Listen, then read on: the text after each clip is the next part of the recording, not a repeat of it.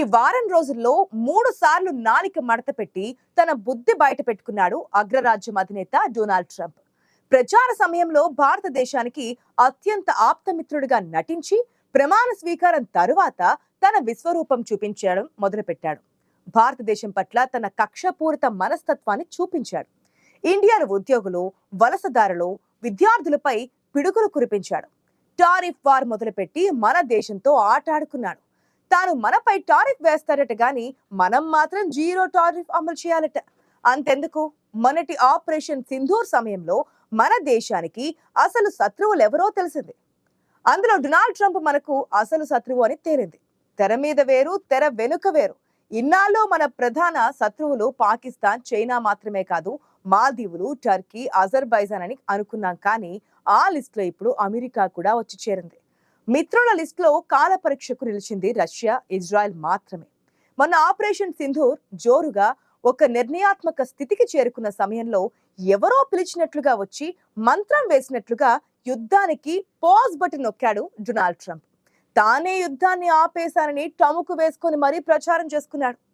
ఎవరు అడగకపోయినా భారత్, పాకిస్తాన్లు శక్తివంతమైన దేశాలని, చాలా తెలివి కలిగిన దేశాలని, వాటిని తెలివైన ప్రధానులు పాలిస్తున్నారని వెటకారపు మాటలన్నీ మాట్లాడాడు. చివరకు ఏం మాయ చేశాడో కానీ భారత్ కూడా కాల్పుల విరమణ ప్రకటించింది. ఆ తర్వాత మాట్లాడిన ట్రంప్ మాట మార్చాడు. వాణిజ్యం పేరు చెప్పి నేను పాక్, ఇండియా నడుమ కాల్పుల విరమణకు ఒప్పించాను. తమతో వ్యాపారం చేసేందుకు అవకాశం ఇస్తారని ఆశ పెరగడంతో ఈ రెండు దేశాలు యుద్ధాన్ని నిలిపివేశాయని ప్రకటించాడు ట్రంప్. అమెరికాతో బోడి వ్యాపారం ఎందుకు కోరుకున్నారని దేశవ్యాప్తంగా జనంలో ఆగ్రహం చెలరేగింది. అయినా సీజ్ ఫైర్ ప్రకటించడానికి ట్రంప్ ఎవరు అని అంతా ప్రశ్నించారు. ట్రంప్ ఎంత కుట్రదారుడో ఈ టూర్ సమయంలోనే తెలియజేశాడు. పాకిస్తాన్ మిత్ర దేశం తుర్కీయకు $2,000 కోట్ల విలువ చేసే ఎయిర్ టు ఎయిర్ మిసైల్స్ అమ్మాలని అమెరికా తాజాగా నిర్ణయించింది. పహల్గాం ఘటన సమయంలో మనకు మద్దతు ప్రకటించి మరోవైపు మన శత్రువుతో స్నేహ సంబంధాలు కొనసాగిస్తున్నాడు. ఆయుధాలు అమ్ముకుంటూ శవాల మీద చిల్లర ఏరుకునే ప్రయత్నం చేస్తున్నాడు. తుర్కీయకు వీటిని అమ్మితే అవి మళ్ళీ ఎటు చేరుకుంటాయో ట్రంప్కు తెలియదని మనం అనుకోవాలా అంటున్నారు పరిశీలకులు. సౌదీ పర్యటనలో ట్రంప్ ఇంకా సోది మాటలెన్నో మాట్లాడాడు. తాను ఈ రెండు దేశాలలో లక్షలాది మంది మరణించకుండా కాపాడానంటూ సౌదీ ప్రిన్స్ సల్మాన్ ముందు డప్పు కొట్టుకున్నాడు. ఖతార్ చేరుకునేసరికి అసలు తాను ఆ మాటలే మాట్లాడలేదని బుకాయించాడు. వ్యాపారం కాకరకాయలు ఏమీ లేవని బుకాయించాడు. అక్కడితో ఆగకుండా ఖతార్లో జరిగిన ఒక వాణిజ్య సదస్సులో మాట్లాడిన ట్రంప్ మరో బాంబు పేల్చాడు.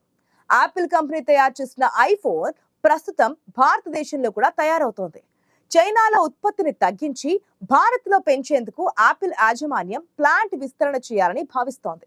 అయితే పనిగట్టుకుని ఈ సదస్సుకు Apple company CEO Tim Cook ను రప్పించుకొని భారత్ పట్ల విషం చిమ్మాడు ట్రంప్. మిత్రమా, నేను నిన్ను బాగానే చూసుకుంటున్నాను, కానీ ఇప్పుడు మీరు భారత్ లో యాపిల్ ఫోన్ తయారు కేంద్రం ఏర్పాటు చేస్తున్నారని వింటున్నాను. మీరు భారత్ లో నిర్మించద్దు. భారత్ ప్రపంచంలోనే అత్యధిక సుంకాలు విధించే దేశాల్లో ఒకటి, కాబట్టి అక్కడ అమ్మడం చాలా కష్టం అంటూ ఆ కంపెనీ తన ఫ్యాక్టరీలను అమెరికాకు తరలించాలని కోరాడు. ఇది మరీ ఇబ్బంది కలిగించే సూచన. ఎక్కడ లాభం ఉంటుందో ఆ కంపెనీ వారికి తెలియదా?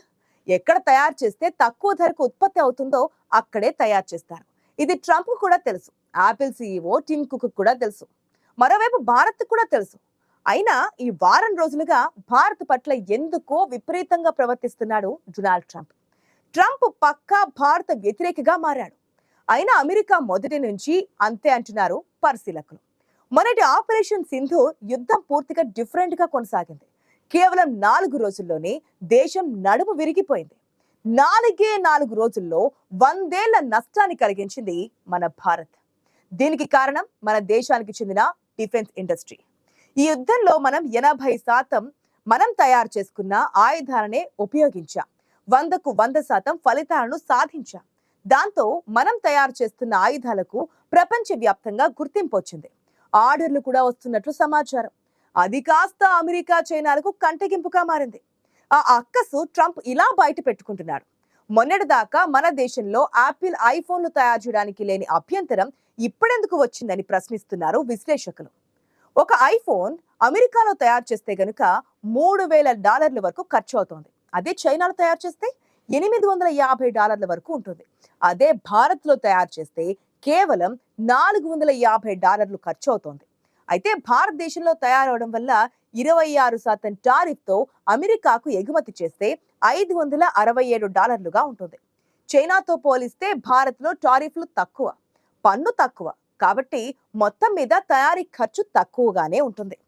ట్రంప్ కుక్ను అమెరికాలో తయారు చేయి అని అడిగినంత మాత్రాన యాపిల్ అక్కడే తయారు చేయడం అంత తేలికైన పని కాదు. నిపుణుల అంచనా ప్రకారం యాపిల్ తన సరఫరా వ్యవస్థను అమెరికాలో తక్షణమే సృష్టించడం కష్టం. దీనికి $బిలియన్ల వ్యయం అవుతోంది. అమెరికా మార్కెట్ కోసం ఉద్దేశించిన ఐఫోన్లను అత్యంత నాణ్యతగా తయారవుతున్న భారత్ తయారీ ఫోన్లను ఎంచుకున్నారు. మిగిలిన ప్రపంచ దేశాల కోసం చైనాలోని ప్లాంట్లో ఉత్పత్తి కొనసాగించాలని ఇప్పటికే యాపిల్ నిర్ణయించినట్లుగా సమాచారం. ఇక మరోవైపు ట్రంప్ వ్యాఖ్యల నేపథ్యంలో భారత్లో తమ పెట్టుబడి ప్రణాళికలను మార్చుకునే ఉద్దేశం లేదని యాపిల్ కంపెనీ వర్గాలు స్పష్టం చేశాయి. దేశంలో భారీ తయారీ కేంద్రాన్ని ఏర్పాటు చేసే ప్రతిపాదన షెడ్యూల్ ప్రకారమే ముందుకు సాగుతుందని కంపెనీ ప్రతినిధులు వార్తా సంస్థ పీటీఐకి తెలిపారు. చైనాలో తయారై అమెరికాకు ఎగుమతి అయ్యే ఐఫోన్లపై భారీ సుంకాలు తప్పించుకోవడానికి కూడా ఈ వ్యూహం ఉపయోగపడుతుంది.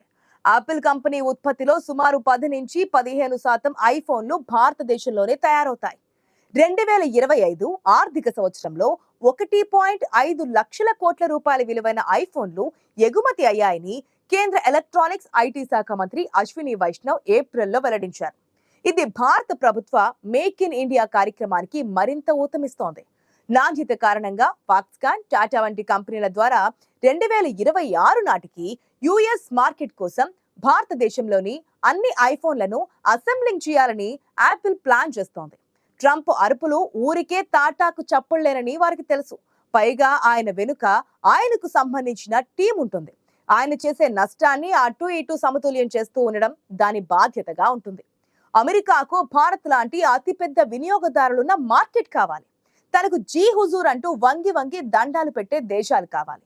ఆత్మ నిర్భరత, స్వయంగా నిలదొక్కునే తత్వం ఉన్న భారతదేశం అమెరికా ఉక్కబోతుకు కారణమవుతోంది. అలాగని కీలక భౌగోళిక ప్రదేశంలో ఉన్న భారత మార్కెట్ను వదులుకోలేక సతమతమవుతోంది. ఎక్కడ యుద్ధం జరిగే అవకాశం ఉంటే అక్కడ గద్దలా వాలిపోతూ తన ఆయుధాలు అమ్ముకోవడం కోసమే వారి పాలసీలు పనిచేస్తూ ఉంటాయి. అందుకే అనే మాటలు నిర్లజ్జగా అనేస్తూ మనది అత్యంత విశ్వసనీయ దేశం, తమకు అత్యంత నమ్మకమైన మిత్ర దేశం అంటూ మాటల గారడీ చేశాడు ట్రంప్. చైనాతో వైరానికి పాకిస్తాన్, బిజినెస్ కోసం భారత్ లాంటి అడ్డాలు కావాలి. వారు తమ చెప్పు చేతుల్లో ఉండాలి. భారత్ దాడుల్లో పాక్ అణ్వస్త్రాలకు ముప్పు వాటిల్లిందని తెలియడంతోనే అందరికన్నా ముందే వణికిపోయి కాల్పుల విరమణకు ఒత్తిడి చేశాడు ట్రంప్. ఎందుకంటే తాను పెంచి పోషిస్తున్న పాకిస్తాన్ వదులుకోవడానికి ఇష్టపడడం లేదు. అందుకే పాకిస్తాన్ సుభిక్షంగా ఉండాలని కోరుకుంటున్నాడు. విచిత్రం ఏంటంటే పాకిస్తాన్ చైనా తొత్తు, చైనాకు అమెరికాకు పడదు. ఇదొక సంక్లిష్ట అంతర్జాతీయ రాజకీయ సమీకరణం అంటున్నారు విశ్లేషకులు.